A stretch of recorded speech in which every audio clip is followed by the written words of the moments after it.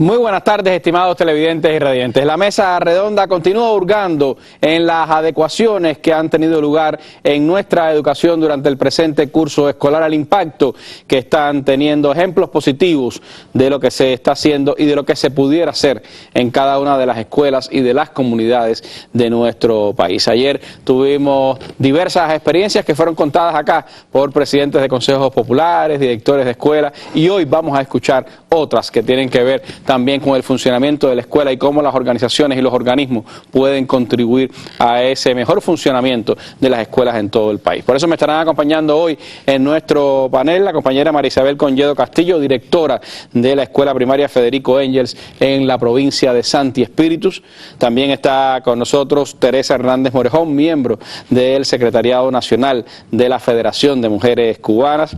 Me acompaña esta tarde Darey Rivero Roche, presidenta del Consejo de Escuela de la primaria Fructuoso Rodríguez en el municipio de La Lisa, aquí en la capital del país, y el compañero Eduardo La Rosa, quien es el director de Recursos Humanos de ASCUBA. Con ellos estaremos compartiendo los próximos 55 minutos de programas, experiencias que pueden servir para cada uno de nuestras escuelas, de nuestras instituciones, en ese empeño por lograr formar mejores educandos, mejores ciudadanos en nuestro país.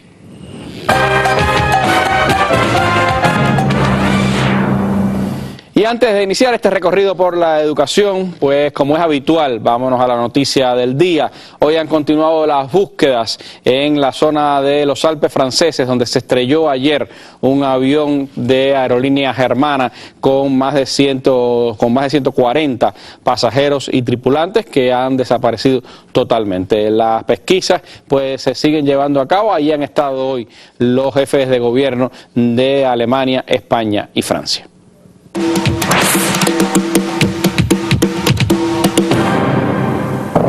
Desde que ha salido el sol, los equipos de rescate trabajan sin descanso, aunque no hay apenas esperanzas de encontrar a nadie con vida. Debido al fuerte impacto contra la montaña, el avión ha quedado pulverizado. Eso, unido a la orografía del terreno y a las condiciones climatológicas adversas, hace que hoy sea muy difícil que pueda recuperarse algún cuerpo. El área de búsqueda es muy extensa y posiblemente hay restos dispersos en todas partes de la montaña. Por eso el rescate se hará solo con helicópteros. La posterior identificación de las víctimas será larga y muy laboriosa. La tragedia ha reunido en esta pequeña localidad de los Alpes a los presidentes europeos de los tres países más afectados por el accidente: Angela Merkel, François Hollande y Mariano Rajoy. Los responsables del operativo de rescate les han recibido y allí sobre el terreno, policía, bomberos, agentes de montaña les han contado cómo está transcurriendo los trabajos de búsqueda y rescate y las dificultades para llegar y acceder al lugar del accidente. El accidente deja sobre todo una pregunta: ¿qué pudo fallar? ¿Por qué el avión perdió altura de forma brusca, sin señal de socorro? Comenzó a descender un minuto después de alcanzar los 38.000 pies y siguió cayendo 8 minutos hasta desaparecer del radar. El contacto con el avión se perdió a 6.000 pies. De estas cajas podrían salir las respuestas a las incógnitas. Están muy dañadas, pero parece que podrán analizarse. Cada avión lleva dos. Una registra los datos de altura, velocidad, posición del avión en todo momento, y la otra, que es la que se ha recuperado del A320 siniestrado, graba las conversaciones y sonidos a bordo de la cabina y con la torre de control. Bueno, así ha estado reflejando Televisión Española. Las noticias pues están hablando de luto tanto en España como en Francia y especialmente en Alemania, y se dice que estas investigaciones llevarán semanas o meses para concretarse en vistas de la gravedad del accidente que ha ocurrido. Es nuestra noticia del día, una tragedia que ha conmocionado a buena parte de Europa, y bueno, con ella comenzamos nuestra mesa redonda. Vamos a hablar de la educación cubana, sus adecuaciones en el presente curso escolar y el impacto que están teniendo.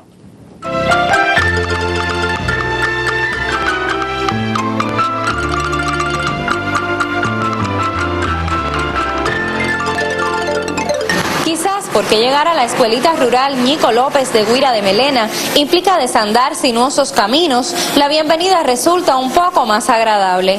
Pero una vez allí, el centro escolar se convierte en una mezcla del amor y la voluntad de quienes mantienen viva la luz de la enseñanza. Es un trabajo muy bonito de niños que tienen poca cultura, que tienen pocas vivencias, y uno tiene que desarrollarle sus aprendizajes y todo lo que ellos no pueden vivir, conviven con otras, como muchachos del pueblo.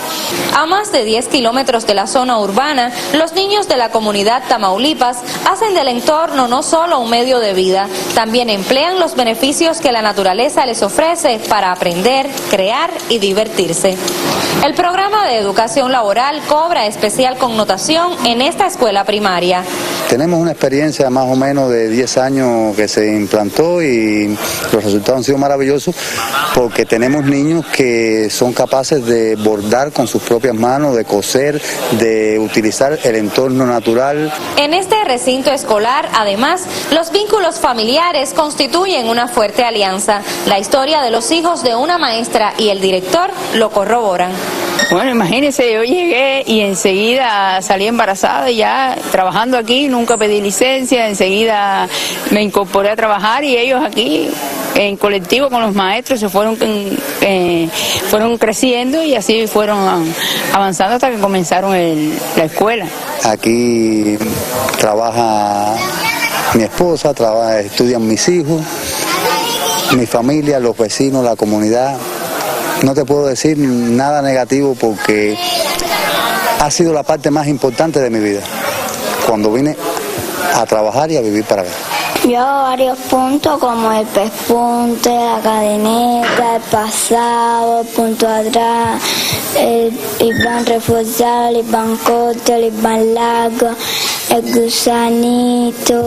Yo empecé a ayudarla haciendo la orilla como ves aquí de los pañitos y ahí empecé a hacerle la orilla a los manteles y fui aprendiendo poco a poco. Se ponen muy contentos porque, por ejemplo, para el Día del Maestro ellos le hicieron regalitos, hicieron pañitos con agarraderas hechos con sus propias manos, que eso los ayudó mucho porque no es lo mismo lo que tú construyes con tus propias manos que lo que compras.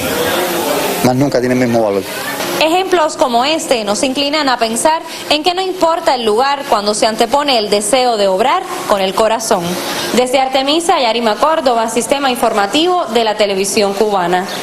Bueno, ese es un ejemplo de lo que se hace en nuestras escuelas fuera de las ciudades, donde las condiciones son más adversas y donde se pueden lograr resultados como este que estamos viendo. Si usted desea compartir con nosotros su opinión sobre estos temas, ahí está disponible el teléfono 7831-2484 de Radio Rebelde para que pueda darnos su opinión, hacer su pregunta. Mañana estaremos, por supuesto, con directivos del Ministerio de Educación respondiendo a estas interrogantes. Pero hablando de experiencias y de lo que una escuela primaria significa en medio de estas transformaciones, pues está con nosotros Marisabel, una directora que tiene 32 años al frente de su escuela, con una experiencia vasta en la enseñanza primaria y que ahora se ha enfrentado a estas adecuaciones en todo el proceso educativo. ¿Qué tiene de nuevo para usted, con tanta experiencia, este proceso de adecuaciones? ¿Qué ha significado en realidad para la práctica diaria de su escuela? Bueno, en realidad, Randy, ha sido un reto para nosotros enfrentarnos a estas transformaciones. Teníamos el concepto de que el maestro tenía que permanecer frente a los alumnos durante las 8 horas, proceso de almuerzo, proceso de descanso, y no veíamos otro espacio en que el maestro no estuviera con los niños pensando que le pudiera ocurrir una incidencia, alguna situación. Bueno, pues es a partir de la implementación de las adecuaciones que comenzamos a organizar de una manera flexible, de una manera participativa, todo el proceso en nuestra escuela, apoyados, como es lógico. Yo tengo ya mayor experiencia, pero tengo una estructura de dirección joven, muy preparada, muy creativa, que nos ha apoyado mucho en esta organización escolar. Primeramente organizamos los horarios de manera que en la sesión de la mañana se impartían las asignaturas más complejas, que mayor frecuencia tuvieran los alumnos, la lengua española, la matemática, la historia, y entonces en la sesión de por la tarde las restantes asignaturas, la educación física, biblioteca, el inglés, la computación y las actividades complementarias, que son atendidas en su mayoría por las asistentes educativas y con una estrecha vinculación que tenemos con los organismos de la comunidad.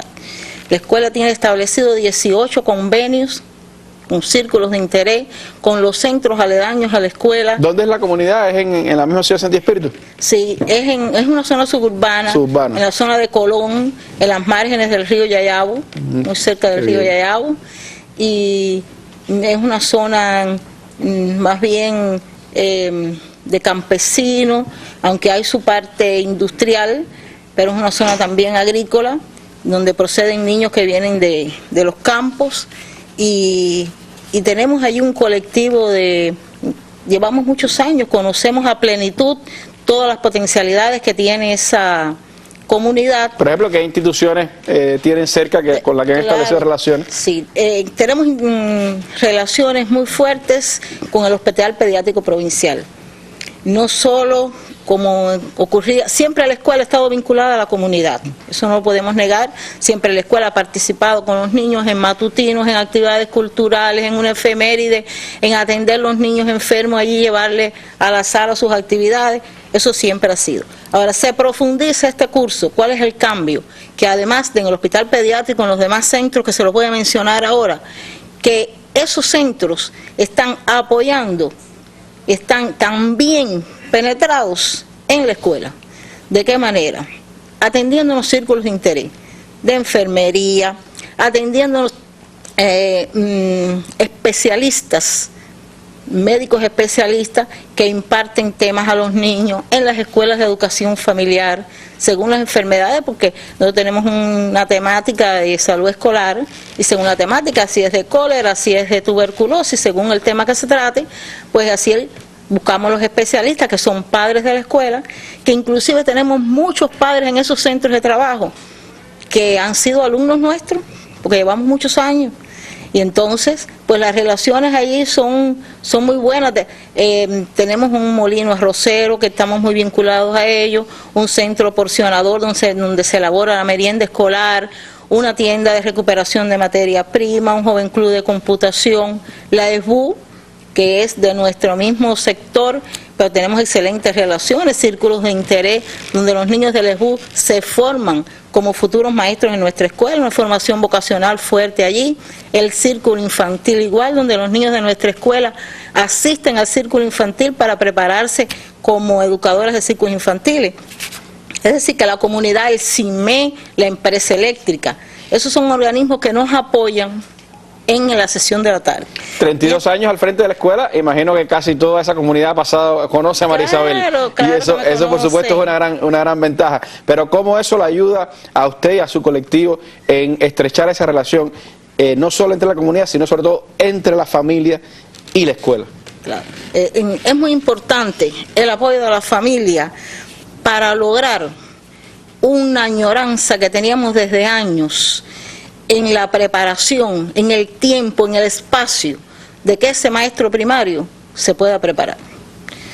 Esa sesión de la tarde, donde el maestro puede prepararse, donde la estructura de la escuela puede realizar un trabajo metodológico diferenciado, individualizado con esos maestros, donde existe el espacio para desarrollar clases metodológicas demostrativas, instructivas,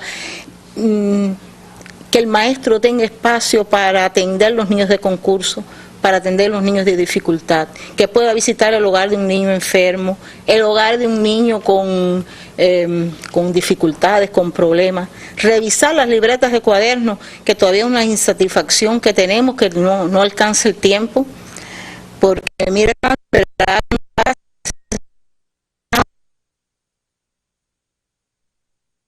sí, bastante. Lleva buscar bibliografía, lleva prepararse como es debido, porque se necesita una clase de calidad, una clase donde verdaderamente se logre un niño reflexivo, un niño protagónico de sus conocimientos, un niño independiente. ¿Y los maestros se sienten reconfortados con ese nuevo espacio que han encontrado? Los maestros están muy contentos. Pienso que esto es una manera de estimularlo, de que llegue ese estímulo, ese consagrado maestro que durante años ha estado allí al pie de su aula, de sus alumnos, de los padres. Y yo pienso que estas adecuaciones han venido a ayudarnos mucho a elevar la calidad de la clase, elevar la calidad de la educación. Nosotros tenemos ejemplos de, en estos momentos, maestros ganadores del concurso nacional de clase por la preparación que tienen, alumnos ganadores de concursos municipales y provinciales y nacionales. Es decir, que se ven resultados en las comprobaciones de los conocimientos. Recientemente tuvimos una visita integral de inspección y el 100% de las clases fueron evaluadas de B y de MB, es decir, que se ven logros en los alumnos, pero que esa sesión de la tarde es aprovechada al máximo, no es los alumnos sin hacer nada, que era la preocupación que teníamos, es los alumnos realizando actividades extradocentes, extracurriculares. ¿Qué hacen en la escuela, por ejemplo? En la escuela, por ejemplo, realizan visitas a los museos, visitas a las tarjas, van a la biblioteca, se hacen promoción de libros, se ensaya la banda rítmica que tiene la escuela, se ensaya la composición gimnástica que tiene la escuela, se realizan encuentros de conocimiento que refuerzan lo aprendido en la sesión de la mañana, pero de una manera amena, donde tratamos siempre que el niño salga del aula y se haga en el pasillo, en otro lugar donde el niño se sienta alegre, feliz, contento, que permanezcan en la escuela de una manera alegre.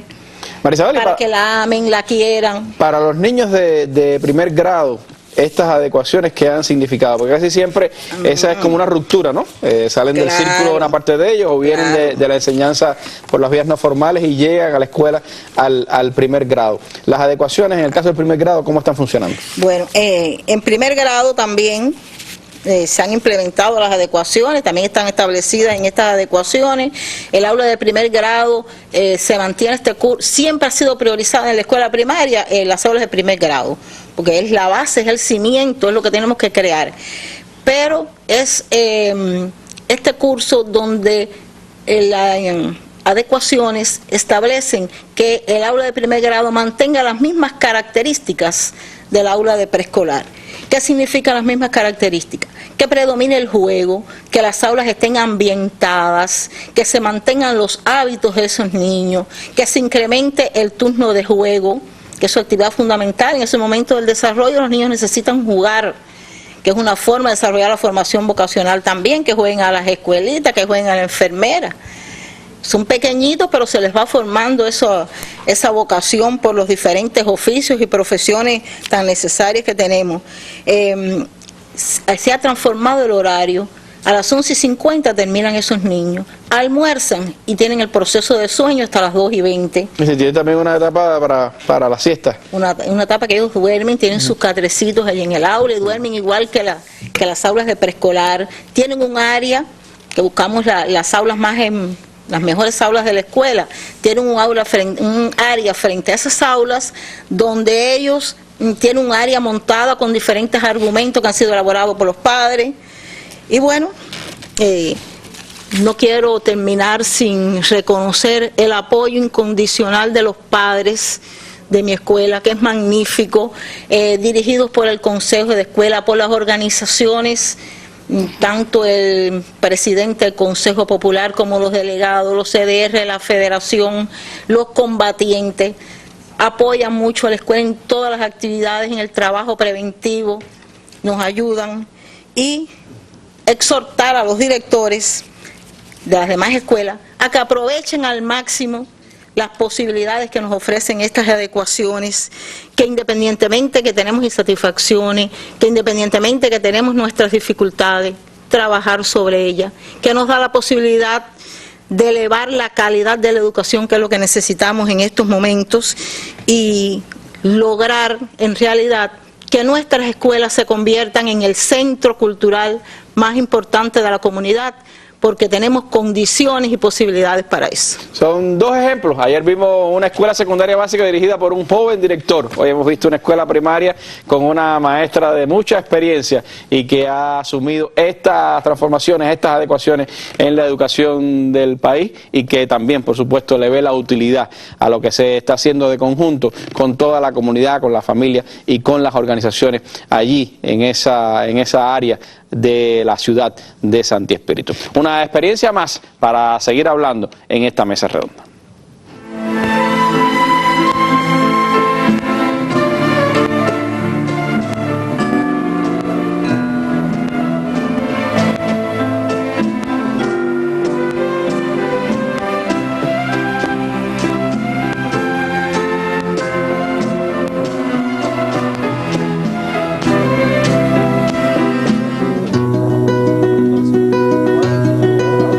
momento, en el instante del hombre, donde el hombre tiene que definirse y saber decir de qué lado va a tomar la parte de la historia, ¿no? Y es el momento en el que uno se reafirma como revolucionario, como hombre, como todo en la vida. Y nosotros optamos por la opción correcta, ¿no?, de la historia, ¿no?, de estar siempre al lado de nuestro pueblo, al lado de nuestro comandante, al lado de la historia patria nuestra. A partir de ese momento que nos encontramos los tres, imagínate, nos presentaron primero a los señores estos, que después entendimos que eran los oficiales que nos iban a acompañar en el traslado hasta Cuba. Y después de eso, entonces uno dice, no, ya pueden pasar a abrazarse. Imagínense, te puedes imaginar, dice, después de tantos años. Empezamos ahí a saludarnos, a abrazarnos. Me acuerdo que lo primero que hice la primera noche que estuvimos juntos fue que a todas las desperté a las 6 de la mañana. A todas. Entonces me las llevé a todas para afuera, estaba un poco frío, pero las llevé a ver a la salida del sol. Y para mí aquello fue lo más hermoso de la vida, porque uno añora eso, ¿no? Uno añora ver salir el sol, ver la vegetación verde, ver la playa. Usted lo vio aquí, en la Mesa Redonda.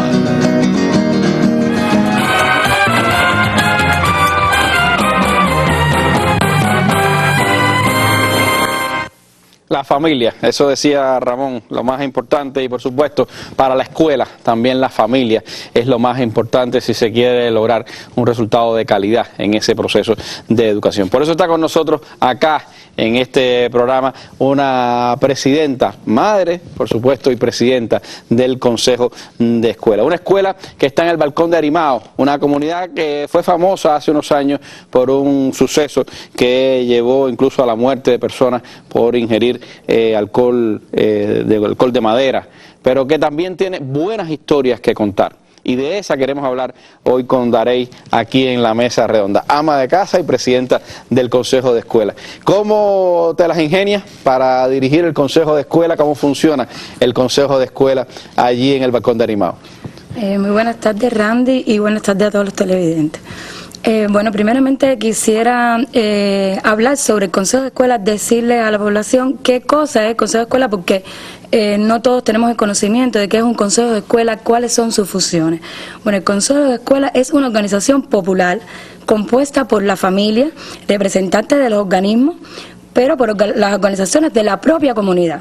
Es decir, que los mismos representantes de todos los organismos de la Federación, los CDR, todos ellos van a estar acompañados con integrantes también de la propia familia, que salen de nuestras propias instituciones.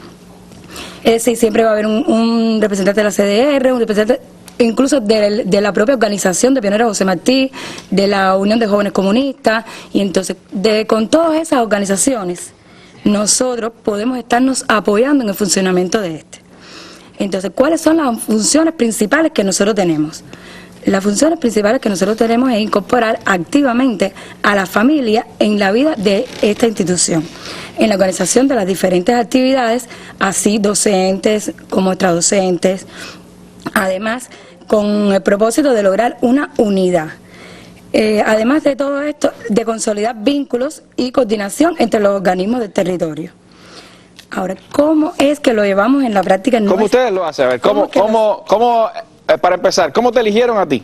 A ver, bueno, eso fue en una reunión del consejo que se hace en la Escuela de Educación Familiar, en la primera... estaban los padres. Cuando aquello no se llamaba así, era reunión de padres. De padres, ¿eh? Ahora es que bueno, ya se llama Educación de Escuela de Educación Familiar.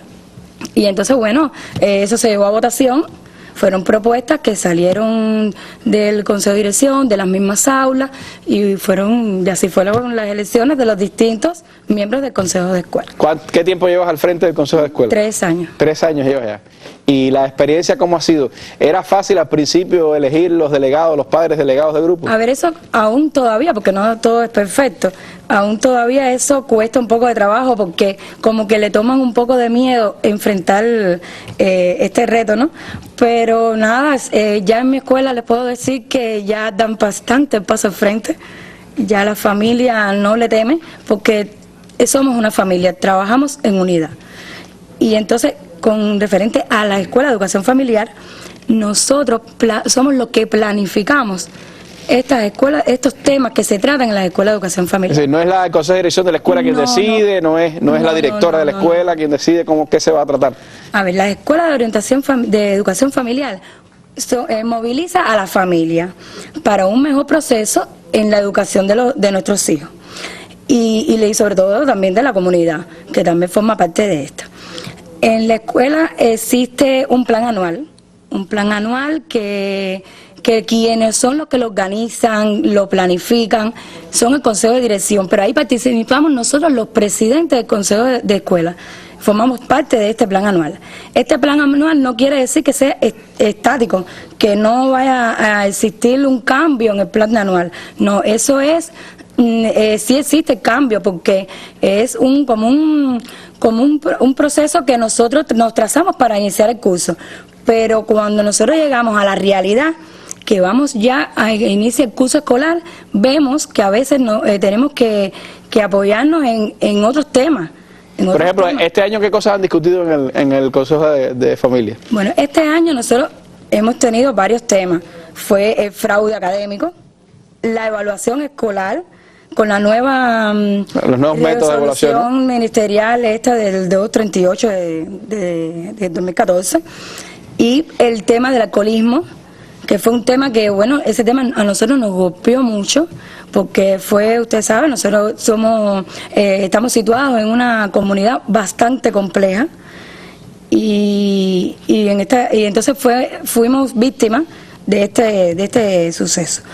Pero nada, fue un tema que fue salido por el Consejo de Escuela, lo llevamos al Consejo de Dirección, porque cuando nosotros nos reunimos mensual, después tenemos un margen para llevar las propuestas que salen del Consejo de Escuela al Consejo de Dirección. Del Consejo de Dirección tenemos el margen para preparar a las delegadas, preparar a la guía de ese destacamento en conjunto. El delegado con el guía son los que trabajan el tema en la escuela de educación familiar. Y entonces este tema fue un tema que tuvimos que acudir, como en otros varios temas también, acudir a la propia familia. Nos basamos también a las instituciones cerca de ahí de la escuela, que por ejemplo tenemos a la clínica de adolescentes, a la clínica de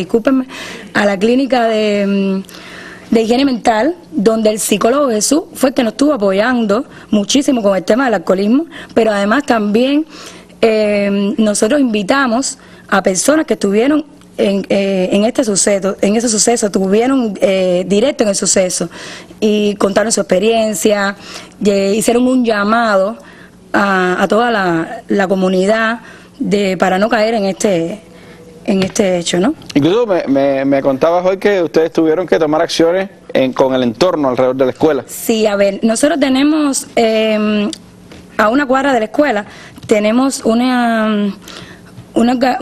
organismo donde se venden bebidas alcohólicas.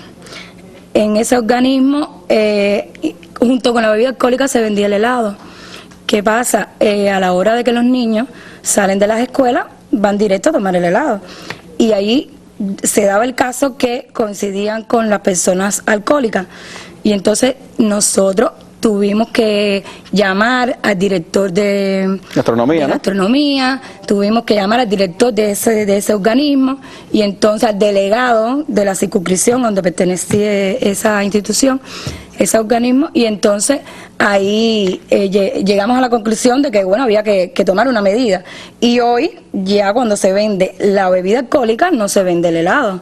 Es un reto que bueno, que nosotros nos pudimos trazar y lo logramos, fue uno de los logros del Consejo de Escuela. O todo lo contrario, cuando se vende el helado no se vende bebida alcohólica. Y ojalá un día no se vendan bebidas alcohólicas ahí frente a la escuela y solo helado. Y es una de las cosas que tenemos que lograr. Pero para ustedes, ¿cuántos estudiantes son? Más de 400, creo, ¿no? En la escuela. Sí, son 480 estudiantes. Por lo tanto, estamos hablando de 480 familias, o casi tantas como 480 familias. Más, porque bueno, no son solamente las mamás las que estamos aquí, los padres, la parte masculina también nos apoya muchísimo. Sí, entonces pensé a lo mejor hay hijos de una misma familia que estén en la misma escuela, pero todas esas familias, por supuesto, son un mundo complejo, ¿no? Como usted decía, es una comunidad compleja, pero que además tiene esa característica de que cada familia es diferente. ¿Cómo ustedes han logrado aunar las voluntades de esa comunidad para ayudar a la escuela? ¿Cómo han logrado movilizar a los padres en medio de esas complejidades, como usted decía, para que participen del proceso de formación de sus hijos? A ver, mira, ha sido un trabajo bastante fuerte. En mi escuela siempre ha existido el trabajo con la familia, de mucho antes de las adecuaciones. Con las adecuaciones hemos enriquecido esta integración de la familia, además del proyecto Transformar para Educar, a que pertenece a nuestra escuela, que nos ha ayudado muchísimo a organizar nuestro trabajo como consejo de escuela, porque nosotros avanzamos por varias etapas que ellos nos enseñaron a organizar nuestro trabajo, y una de las etapas es el diagnóstico. Y si no hacemos un diagnóstico, lo mismo general de la comunidad que interno de la escuela, no sale la problemática a trabajar. Nosotros hemos trabajado con la familia, pero hemos llegado a los sentimientos de la familia. ¿Por qué? Porque reconociendo los valores, reconociéndolo moralmente, eso ayuda mucho. No es lo material solamente. El llegar a un centro de trabajo y pedirle permiso al director con un grupo de niños donde formemos una algarabía y felicitemos, el diario de pararse en el matutino y estimular al papá porque nos trajo una florecita hecha de papel, que una maqueta, que cualquier cosa, eso es bueno hacerlo, porque es un reconocimiento moral que le estamos dando a esa persona que quizás nunca ha sido reconocido, nunca hemos llegado a los CDR, a las reuniones de las circunscripciones, cuando hay reuniones de los delegados, no nos importa el tema que estén tratando, para nosotros interrumpir y estimular a ese padre o a esa familia que nos ha estado apoyando. ¿Crees, Darey, que eso que se está haciendo en la escuela, por supuesto en esa formación de los niños, de darle cada vez una mejor preparación, está influyendo a la vez en las familias de esos muchachos? Claro, por supuesto, que influye en la familia de los muchachos. Es que todo, estimular a un niño ya estimula a la familia.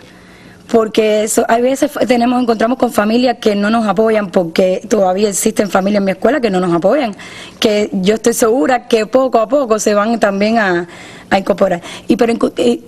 Insertas al niño, lo estimulas, porque tal vez el niño sí es bueno, o no es bueno, pero tal vez, porque no hay niños malos, no, pero no hay un niño que demuestre, son niños más tímidos, y sin embargo nosotros lo subimos a matutino, lo estimulamos, y eso, papá ya se ve comprometido con la escuela, y papá ven que me van a dar un diploma, y papá ven, y ya después estamos también al papá lo estamos subiendo, lo estamos estimulando. ¿Crees que entonces que estos 3 años no han sido en vano, no? No, yo pienso que no han sido en vano. Quiero decirles también que con respecto a las adecuaciones y a las áreas de juego que estaban hablando la directora, la familia ha aportado muchísimo en las áreas de juego, de lo que es de primero a tercer grado, de preescolar a segundo grado. En los talleres, nosotros impartimos talleres también, que salen talleres de lo mismo de la logopeda, talleres de psicólogo, que todo sale de la propia familia.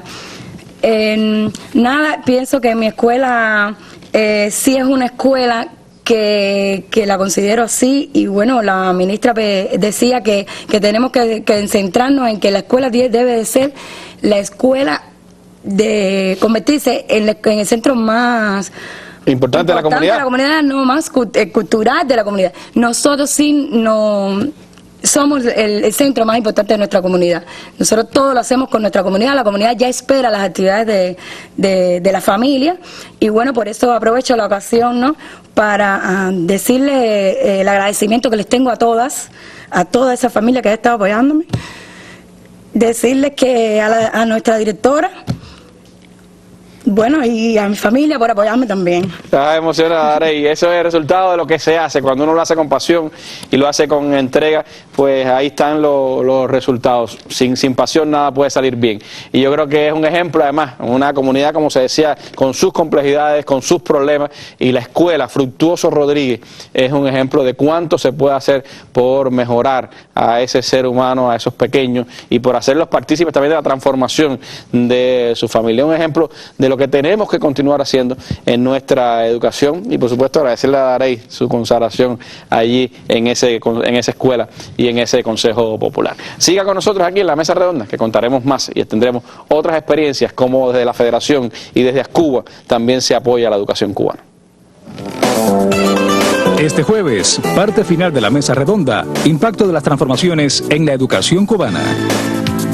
Directivos del Ministerio de Educación responderán este jueves en la Mesa Redonda a las opiniones e interrogantes de la población sobre los resultados que se van obteniendo en el proceso de adecuaciones en la educación durante el presente curso escolar. Cubavisión Internacional y Radio Habana Cuba transmitirán este programa desde las 6:30 de la tarde y el canal educativo lo retransmitirá al final de su emisión del día. Por la mañana a las 10 habrá un foro digital sobre el tema en el sitio web Cuba Debate. Acompáñenos siempre, más allá de la noticia.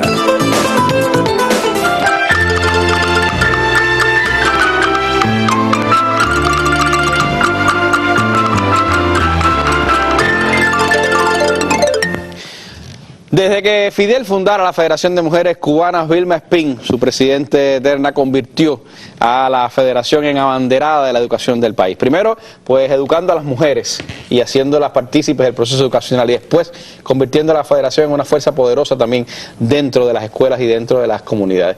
Como Teresa, la federación se ha seguido incorporando a todo este proceso de educación en el país, cómo las adecuaciones, en su opinión, han permitido también que la federación pues actúe más en la escuela y tenga más presencia en el trabajo educativo en todo el país. Bueno, muy buenas tardes, Randy, y a todas las personas que a esta hora sintonizan este espacio. Realmente, como has dicho, la labor de la Federación de Mujeres Cubanas durante todos estos años, desde su constitución, que estaremos el 23 de agosto de este año, arribando al 55 aniversario, ha tenido como contenido fundamental y tiene el trabajo preventivo y educativo, donde tenemos la impronta y el legado de la presidenta. Y por supuesto, a la luz de la implementación de las adecuaciones del sistema educacional en el presente curso escolar, adecuamos nuestras tareas conjuntas con el MINET, atemperándola a lo que estaba sucediendo y lo que está pasando, y es un proceso que hemos estado evaluando de ambas partes con mucho rigor, evaluando las experiencias positivas y otras cosas que son posibles hacer. Y en este sentido tienen que ver mucho con algo que ya se ha mencionado en la mesa, y desde la organización, cómo fortalecer esa corresponsabilidad de la familia y desde las edades más tempranas. Quiere decir, trabajamos en función de que desde que la niña o el niño es pequeño, que realmente la familia comprenda cuánto le toca hacer por el desarrollo integral. Y quiero decir también que ha sido o es un objetivo de trabajo de nuestro 9º Congreso, que se efectuó en marzo de 2014, y hoy está teniendo una mirada, está siendo centro del debate en un proceso de fortalecimiento que recién iniciamos en las estructuras de base, y para nosotras eso tiene un gran valor, que sea un tema de discusión permanente. Y bueno, en tal sentido, una de las tareas fundamentales que hemos revitalizado ha sido precisamente el papel de las representantes ante los consejos de escuela y círculos infantiles, que bueno, la presidenta del Consejo de Escuela que me antecedió destacaba también la responsabilidad de estas personas, y está muy relacionada con fortalecer con mayor eficiencia, con mayor agilidad, lo que llamamos el vínculo hogar-escuela-comunidad. Eso tiene que ser un eje conductor que movilice realmente a madres y padres, a la familia toda, sobre todo a familias que todavía, como se ha dicho, no se involucran totalmente en el desarrollo del proceso docente educativo. Nuestras representantes también tienen una misión que tiene que ver con el trabajo preventivo y de atención social. La tarea que siempre ha tenido la Federación. Siempre, y es muy importante en la sociedad que vivimos hoy, ese nexo que se establece entre las representantes ante el Consejo de Escuela, con las dirigentes de base, con nuestras trabajadoras sociales, que se han capacitado para atender estos problemas. Y se trata de la atención más personalizada, más diferenciada, y que no se quede solo en la atención, sino en la resolutividad de los estudiantes que incumplen deberes escolares. Se trata de llegar de manera más diferenciada a los estudiantes y a las familias de niños y niñas, adolescentes y jóvenes que tienen necesidades educativas especiales por limitaciones de salud, por problemas sociales críticos que tenemos en algunas comunidades, y esto tenemos experiencias valiosas, pero constituye un reto de manera sistemática, de hacerlo diferente. Y mira, no solo verlo desde la atención de los problemas, sino en esta labor educativa tenemos también la necesidad de conversar más, de persuadir, de dialogar, de involucrar a la familia en las transformaciones que se están llevando a cabo en la educación y en la sociedad toda, donde, reitero, la educación es fundamental, la educación de nuestras hijas e hijos, para asimilar esos cambios de la sociedad realmente es fundamental. Y en la familia cubana, la madre siempre tiene un peso importantísimo en la educación, por la tradición y por la realidad que vivimos. Y siempre ese papel de la federación como es empujando a las mujeres, ¿no?, a entregarse cada día más a la educación de sus hijos, también es importantísimo. Y movilizando a los padres, por supuesto. Qué bueno, involucrando a los padres. Y bueno, como se ha hablado también, a nosotras nos parece que podemos seguir haciendo mucho con el funcionamiento de las escuelas de educación familiar. Y de hecho, hemos estado, tanto por la parte del MINEC como de la Federación, visualizando algunas experiencias que tenemos que generalizar sin recetas, sin copiar, y tiene que ver con que la representante, a partir de su experiencia en la propia comunidad, tiene la posibilidad de escuchar más los intereses de la familia, y tiene la posibilidad de proponer a las presidentas y los presidentes de los consejos populares, a las direcciones de las escuelas, algunos temas que hoy realmente resultan de vital importancia, y pudiéramos estar hablando, por ejemplo, de la prevención del embarazo en la adolescencia, de la sexualidad más responsable, de la educación no sexista.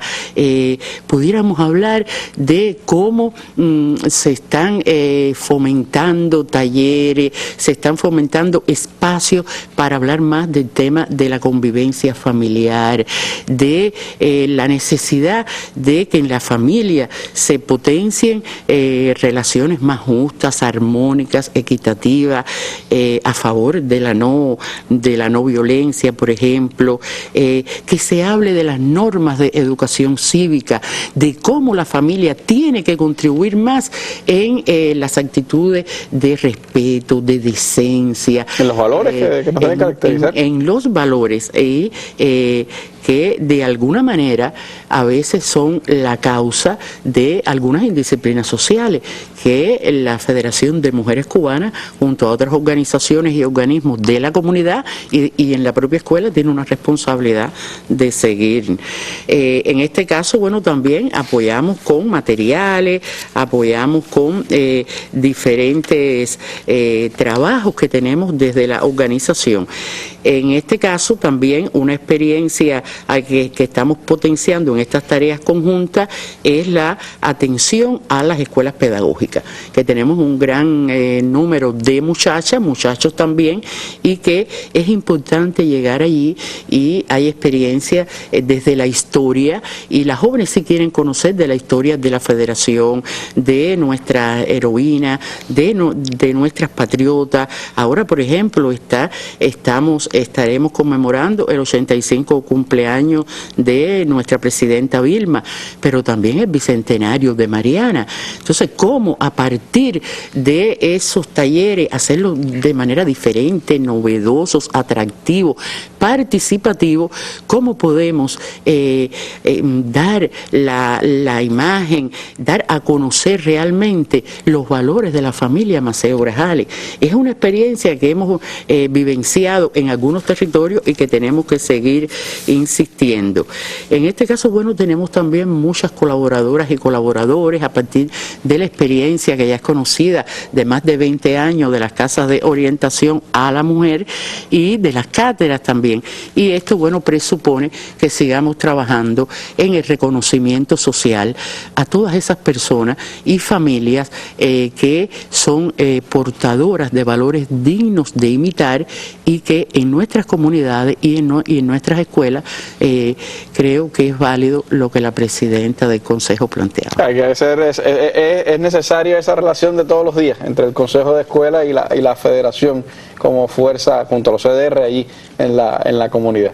Y ahí está el gran reto que tiene por delante la Federación, que, como decíamos, históricamente ha sido un aliado incondicional del sistema educacional cubano y que logró primero que nuestras mujeres pues llegaran a ser esa impresionante fuerza técnica que es más del 60% del país y que además en el caso de la educación es la inmensa mayoría también de las trabajadoras del sector y que tienen, por supuesto, ese reto también importantísimo de contribuir a la mejor formación de nuestros adolescentes, niños y de los jóvenes del país. Pero hay más para seguir contando aquí en la Mesa Redonda, cómo desde un organismo como ASCUBA se puede aportar y se está aportando en esa formación integral de nuestros estudiantes. De eso le contamos en los próximos minutos.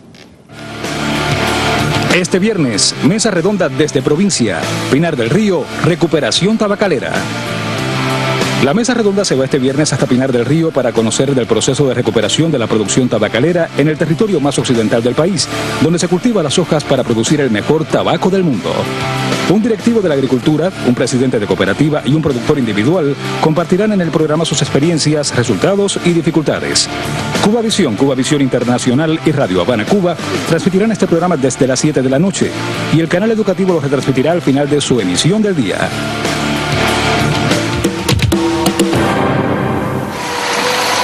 Hace ya muchos años que la agricultura cubana permanece en el centro mismo de la picota pública. La razón, como diría un hombre de campo, se cae de la mata y tiene que ver ante todo con la insuficiencia de la producción alimentaria, con la constante disparidad entre la oferta y la demanda. Un gran dilema que está todavía por resolver y que apela, como factor de una vieja estrategia dirigida a conseguirlo, a la consolidación del trabajo de los institutos politécnicos agropecuarios. De la suerte actual de estos planteles ofrece revelaciones el colectivo del IPA Sabino Pupo del municipio camagüeyano de Florida, donde casi 400 alumnos reciben hoy la preparación necesaria para desempeñarse como fuerza técnica y calificada en el sector de la agricultura. En estos momentos está estructurado de forma tal que el ingreso sea en dependencia de las necesidades que tienen las empresas del territorio.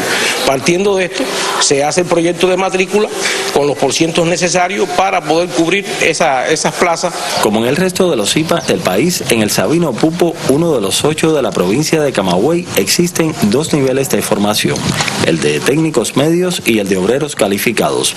11 especialidades en total, entre las cuales sobresalen las de agronomía, maquinaria azucarera y operador de equipos agrícolas. La agricultura no está bien, le hace falta personas estudiadas que sepan explotar el terreno, los suelos, para aumentar la producción de nuestra agricultura. No es lo mismo trabajar una persona que ya sabe lo que tiene que hacer y lo que tiene que reparar y cuál es el problema, a una persona que no sabe nada. Enseñan todas las asignaturas, lo del central, vamos y hacemos práctica y nos llevan a caminar por el central. Aspecto clave en el proceso de aprendizaje lo es aquí la permanente vinculación de la teoría con la práctica, para lo cual existen en el centro las condiciones necesarias. Tenemos un módulo pecuario que da la posibilidad que una vez que los estudiantes reciban el conocimiento en las aulas, ellos están en condiciones de poder hacer su práctica allí. En sus 42 años de funcionamiento, el IPA Sabino Pupo ha graduado a más de 11.000 alumnos. Nosotros en estos momentos tenemos estudios realizados con relación a la ubicación de los alumnos y la permanencia en los puestos de trabajo a partir de las especialidades que nosotros formamos, y tenemos alrededor de un 63% de aquellos que se han graduado que se mantienen en su puesto de trabajo en esa misma especialidad. ¿En qué plazo? En un plazo de 5 o 6 años. Otro asunto que vale la pena analizar con profundidad, so pena de que la agricultura cubana, por esta y otro sinfín de razones, continúa indefinidamente en el centro mismo de la picota pública. Por de Casanova, Sistema Informativo de la Televisión Cubana.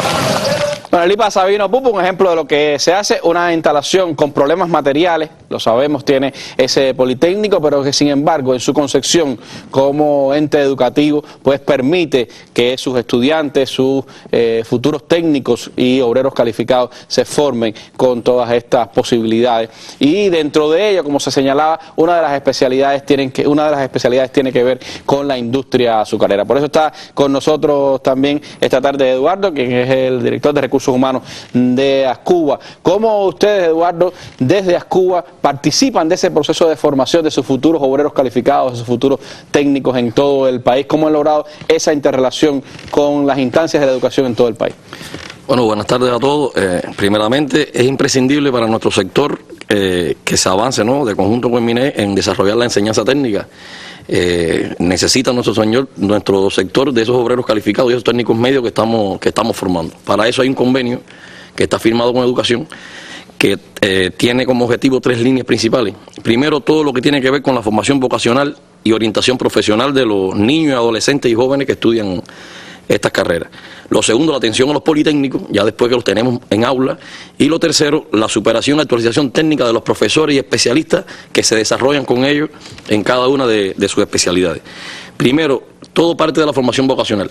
Estas adecuaciones del curso nos han dado la posibilidad de que nuestros 81 instructores de Palacio Pionero, que tenemos diseminados por todo el país, los especialistas se vinculen más y logren en estos espacios ir a las escuelas primarias y secundarias y para desarrollar ponencias, desarrollar conferencias, visitas vocacionales, y que nos dé al traste entonces de conformar los círculos de interés que necesitamos en las enseñanzas, en las primeras enseñanzas del estudiante, que después, por supuesto, va a llevar a un interés en estudiar ese tipo de carrera. Hoy tenemos más de 400 círculos de interés, un 10-15% con relación a lo que normalmente veníamos alcanzando en años anteriores, que es algo que se muestra. Ha crecido casi un 15% más. Casi un 15% con relación a los últimos años. Así que ya se ve el resultado de estas adecuaciones y del accionar de los organismos, en el caso de Ascuba, con las secundarias básicas y las primarias. Estos estudiantes de secundaria y primaria también los rotamos, los llevamos a los centros productivos nosotros, centrales, derivados, la cosecha de la caña, para que vean en la práctica el trabajo del hombre azucarero, del trabajador azucarero. Hoy mantenemos 6 especialidades, 4 obreros calificados y 2 técnicos medios en 33 politécnicos, que en todo el país más de 2.800 estudiantes hoy sentados en las aulas. Decir que en el último curso logramos elevar, ¿no?, la matrícula con más de 800 estudiantes a estudiar estas 6 especialidades, estas 4 obreros calificados y las 2 de técnicos medios. Y muy importante para nosotros seguir creciendo y lograr que lo que demandemos de estas enseñanzas nos satisfaga para suplir un 3, un 4% de la fluctuación normal que va a tener el organismo. Y queremos suplir esta fluctuación con obreros calificados y técnicos medios de nuestra enseñanza. Sabemos que los alumnos salen con muy buena preparación, después lleva la parte práctica, por supuesto, el de todos los días, pero salen con el conocimiento adecuado para desarrollar las especialidades. Algunos centrales han reabierto en esta zafra, otros reabrirán la próxima zafra y necesitan también de esa fuerza calificada, ¿no? Ese es otro de los objetivos. Por eso que hemos priorizado en estos lugares donde se está rehabilitando el sector, los centrales que van a arrancar, de que ya pongamos en aula desde hace más de 2 años, los estudiantes que en un futuro van a ser los futuros operarios y trabajadores de nuestro sector. Bueno, por ahí la parte de la formación. Ahora, ya con el Politécnico, ya con las relaciones con el Politécnico, tenemos el tema con las aulas anexas, algo que hemos avanzado. Podemos seguir haciendo muchas cosas, pero es realidad que hemos avanzado 223 aulas anexas en todo el país certificadas. ¿Dónde están esas aulas, Eduardo? Están tanto en los centrales como en la caña, en todas las actividades de la caña, como en los derivados, es decir, todos los procesos productivos de nosotros y también mucho en otros centros de apoyo que tenemos diseminados por todo el país. A estas aulas se vinculan 176 especialistas y más de 200 profesores que imparten la docencia, ¿no? Yo quiero mostrar ejemplos concretos, Randy, de las acciones conjuntas que hemos realizado. Primero, la Feria Docente Agropecuaria Azucarera, que se realizó el año pasado desde nivel de Politécnico hasta nivel nacional. Recuerdo que lo anunciamos aquí en una mesa redonda y después la vi por televisión en el Villena Revolución. Es así mismo que, bueno, mostramos las mejores experiencias de los estudiantes. A partir de esta experiencia vamos a desarrollar en los últimos días de marzo y primeros días de abril la primera competencia de corte mecanizado de pelotones de Politécnico. Por ahí había algunas imágenes de muchachos manejando las combinadas. Tenemos 7 pelotones ya que son de los Politécnicos. Tenemos un pelotón de Politécnico que va a llegar a Millonario. En esta zafra, en los primeros días de abril, en saludo al 4 de abril. Y además tenemos como vinculación, como Tere nos comentaba, tenemos muchachas, estudiantes que ya operan las combinadas, ya operan además con aceptación en la familia.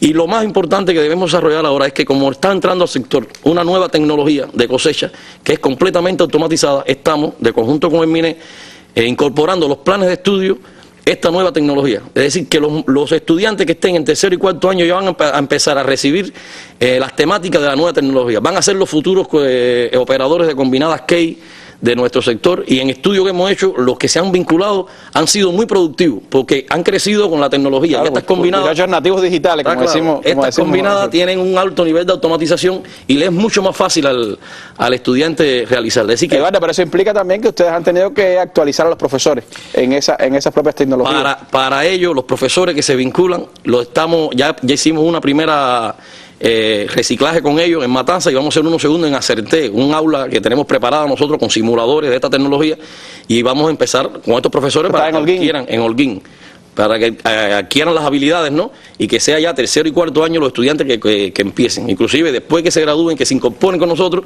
pasar por esa escuela de Acerté, por esa aula, y de ahí se certifica como operador de combinado y va a tener de seguro un equipo disponible para que haga su vida laboral después de la enseñanza recibida. Entonces, para Cuba, el futuro de sus recursos humanos, asegurar sus recursos humanos, pasa necesariamente por estos politécnicos y por la vinculación con educación. Es obligado por la fuerza y el porciento de necesidades técnicas, de técnicos medios, obreros calificados que lleva normalmente un central azucarero y las otras actividades de la caña. Está ahí el futuro, además de los universitarios que entrarían, pero este es el mayor peso que debemos tener nosotros en incorporar y en rejuvenecer la fuerza laboral y en buscar la fuerza de los centrales que van a incorporarse poco a poco, y en el crecimiento, porque también los centrales van a seguir creciendo y van a demandar también un nivel más de fuerza, y entre más calificada y mejor la tengamos preparada y que tenga una convicción ese estudiante que desde pequeño, en el lugar donde está enclavado, el central es su principal objeto, por supuesto va a ser un mejor trabajador y nos va a aportar los objetivos que quiere la organización. Bueno, qué bueno que Ascuba tenga entre sus prioridades precisamente la formación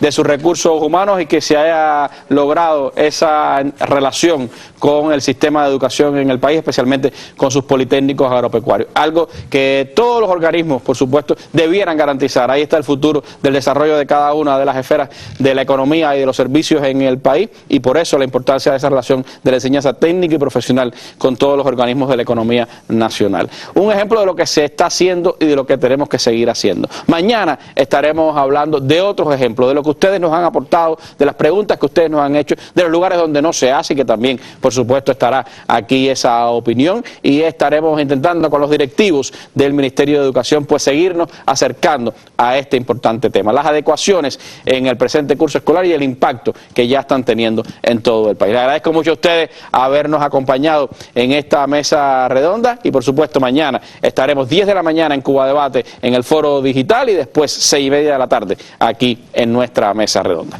Muy buenas noches.